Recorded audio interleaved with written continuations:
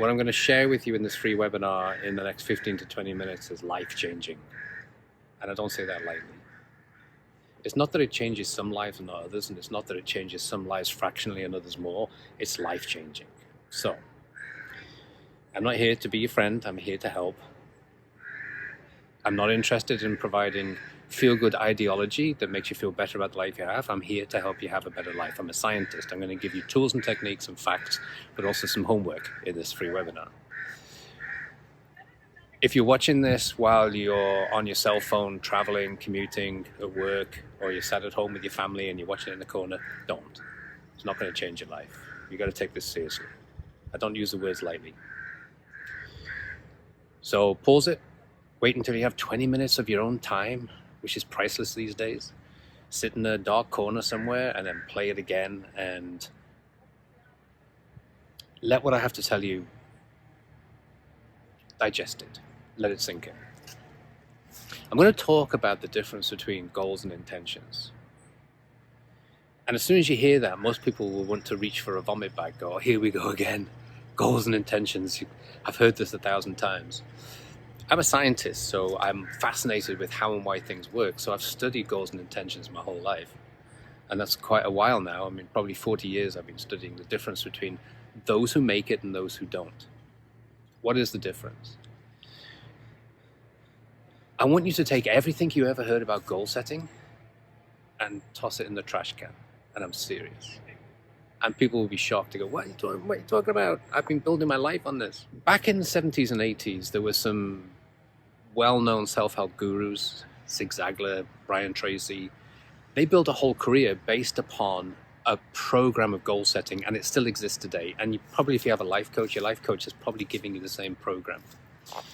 And the problem with it is that they base their programs on a supposed study that was done at Yale University.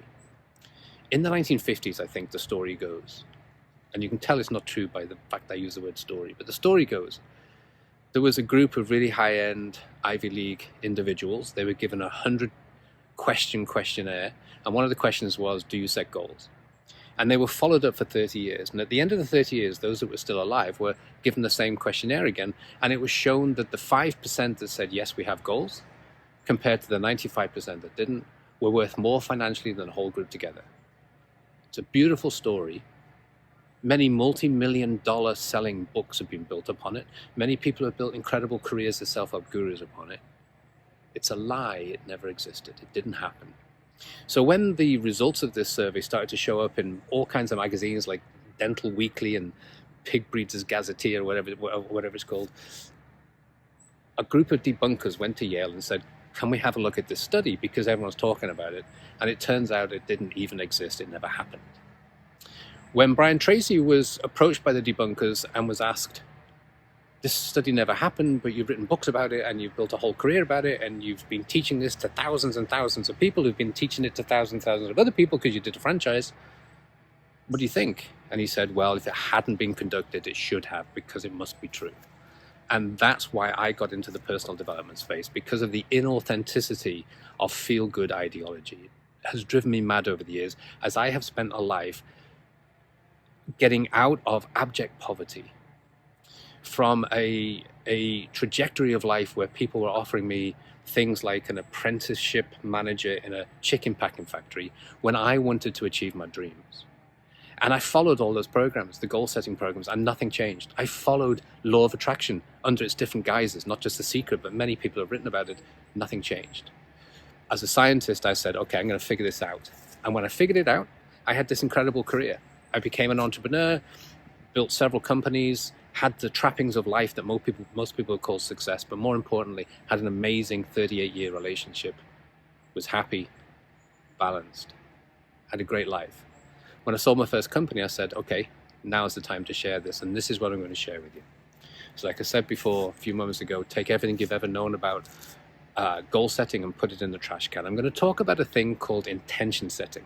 Now, this sounds a little woo-woo when we started, but remember, I'm a scientist, so I'm going to give you a little bit of background that will help you understand why intention setting works. I have, through my whole life, studied the people who've studied what makes the difference between those who succeed and those who don't. And most of the studies and most of the results and the conclusions are absolute garbage. There's no other way to call it. I've only found in my whole life one study that stands the test of poking it. How did they do this? What was the metrics? And it was done by a guy called Dr. Lewis Terman, who was the inventor of the Terman IQ. Pretty smart guy. And he was fascinated by all of these kids who had genius IQs. And he wanted to know, okay, how many of them make it and why do they make it? And that is a longitudinal study. It did actually happen, and it did last 30 years. And at the end of the study, he came to his conclusions. And as a younger man, I expected the conclusions to say, well, they had good family connections, they had access to capital, they had something that I didn't have. And that's why I'm not successful and they are. But the conclusion was, the difference between those who have and those who don't is self-confidence. And he came up with a system, and I used that system to rebuild my life, to reset my source code. All of what I'm telling you here, the data and the detail behind it is in my course, The Transformation Experience. So if you want to go deeper and you want to go more, that's where you want to go. I'm going to cut it as short as I possibly can so that you get, okay, the tool. I don't need to know how it works. And what's wrong with that? It's a bit like TV, right? So everybody knows how to get the remote control, press the on button, press the volume button, and press the channel button. No one needs to study the science of plasma to understand how to use a TV these days. And so that's what we're doing here. I'm going to give you the tool. If you want to understand the science, then there's a place to go for that. And I think when you understand the science, you become more powerful at this. So let's talk about intentions, intention and goals. Goals are taught as baby steps, like stepping stones across the pond. They say things like you have to go by baby steps because you won't see it till you believe it. Everything in the universe is made of energy. Everything, and there's no getting away from that. Whether you believe it or not doesn't matter. Energy doesn't need to believe in it to be energy. And energy runs by certain laws. And one of the key laws that we use in the transformation experience on trevorgblake.com is that energy can neither be created nor destroyed. Key point, right? All the energy that can exist already exists. All it can do is be changed from one format to another within the laws of nature under the power of will. That's the same definition of magic, by the way. So we have the ability to take energy and say, okay, I don't like the energy of my life. I want to take it and I'm going to change it into a different type of energy where I get things that I want instead of things that I don't want. For that, we need tools and techniques. There's a lot of science behind this if you're interested in learning about it, but we're going to talk about two things. Here's your first homework. You cannot have your dream if you don't know what your dream is. This is a starting point. So I challenge people and I say, okay, if there are no impediments, meaning that all the money you're ever going to need just arrives out of the blue, all of your family and your friends are going to say, good on you for doing this, we're behind you all the way, no one's going to criticize you or interfere, family's not a problem, location's not a problem, job's not a problem. What is it that you want? Not what do you want for the world, because we'd all say world peace, right? Nothing wrong with that, but that's highly unlikely to happen, and I'm not probably strong enough to influence that. I'll try my best. What do you want for you? Imagine there is world peace. Imagine everything's perfect. You're living in paradise. What would you choose for you? What do you want for you? How do you want to feel when you have it? Key questions. Who are you? I remember asking my 4-year-old neighbor, what do you want to be when you grow up? And he was on the front lawn. And he was dancing amongst the daffodils and he went, I want to be a ninja. And I believed him. And why did I believe him? Because when he thought about it, he had this sense of awe. And in intention setting, a sense of awe is critical.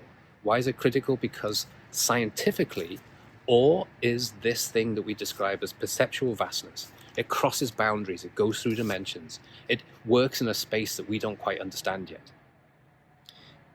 And when you get to a sense of awe, it creates a physical property called superfluidity, which basically means flow, flowing without resistance.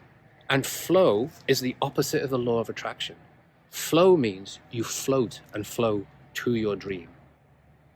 Law of attraction says, and it's not a real law, it's based on no science whatsoever, but law of attraction says you sit in a chair and the dream comes to you, and that's why people get frustrated. It doesn't work. So we're going to do a tool and technique. We're going to do 2 parts. The first is to answer this question, if there are no impediments. This is not easy to answer, right? So you're going to have to go away somewhere quiet tonight. You're going to have to spend 20 minutes and you're going to have to suspend all disbelief. And you're going to have to say, what do I want for me? and it won't negatively impact anybody, including my kids, my partner, my house, anything like that. What do I want for me? And when you've answered that, if it gives you this fluttering in the stomach and it makes you do that, then you have your answer. When you have your answer, goal setting, which is step by step across the pond, is not going to get you there. You need something more powerful. And the more powerful thing is called intention setting. So intentions go by a formula, because I'm a scientist and I love formulas. And so it's called the 5 Ps. And the first is that it is positive. Now, most people will immediately say, oh, positive thinking. I'm not talking about that. By positive, I mean that it's for something you want, not something you don't want. And most people are thinking about what they don't have or what they don't want. And because thoughts are energy, you get more of the same. So if you think about the debt you don't want, you get more debt or more reason to be in debt. So you have to set it up so it's for something you want. It's financial independence. It's a healthy body. It's being fit. It's a great relationship. It's for what you want. It's powerful. So it has to be big. There's a beautiful paradox in science, in physics in particular, that says the smaller something is, the more powerful it is. The bigger something is, the easier it is to achieve. If you want to know how that works, go to the transformation experience on trevorgblake.com. But basically, it has to be really powerful. So it's going to be something like, I am a world-renowned artist who sold her first exhibition for $30 million. That's big. It's got to be big. It's got to be personal. This is a difficult one for most people to accept, because thoughts are energy and words are energy. And so when energy collides, it causes interference, and typically it flatlines. So it has to be just for you. When you try to have an intention for someone or something else, you cause interference in that person's energy field. I know it's hard to accept because we're kind people and we are selfless people typically, but it has to be for you. What do you want for you? Make it powerful, make it personal. Time's an illusion. If you want to know how, you know where to go. So time's an illusion. And because time's an illusion, we can play tricks with it.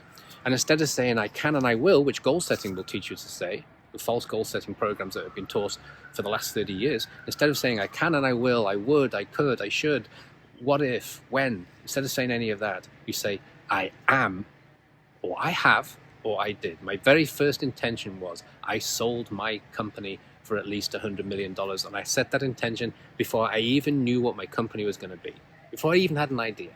I sold it for $105.5 million later, 6 years later. It's a pretty good result, all through intentions. Perhaps the most difficult, but the most important, you keep it private. Most people who have life coaches tell me, or my life coach tells me to go on the roof of the house and shout to the universe what my intention is. Well, because thoughts interfere, because words interfere, that's the worst thing you can do. And that's why you're living a life of frustration and you don't yet have your dream. So the 5 Ps, it's a beautiful equation, but right at the end of it, you keep it private and keep it to yourself. You will not find this tool or technique anywhere else because it's based on science. I'm not a self-help guru. I got into the personal development genre because of the inauthenticity that's out there and the bad advice that's given based on everything except science. So I'm a scientist. I'm giving you tools and techniques that work whether you believe it or not. So to summarize your homework, spend some time alone, in a beautiful place, decide what it is you want for your life, for you, not for anybody else, for you. Have fun doing that because it's such a blast, it's like daydreaming. And then write out your intention using the 5 Ps. And then keep it private, but have fun imagining it. Thank you.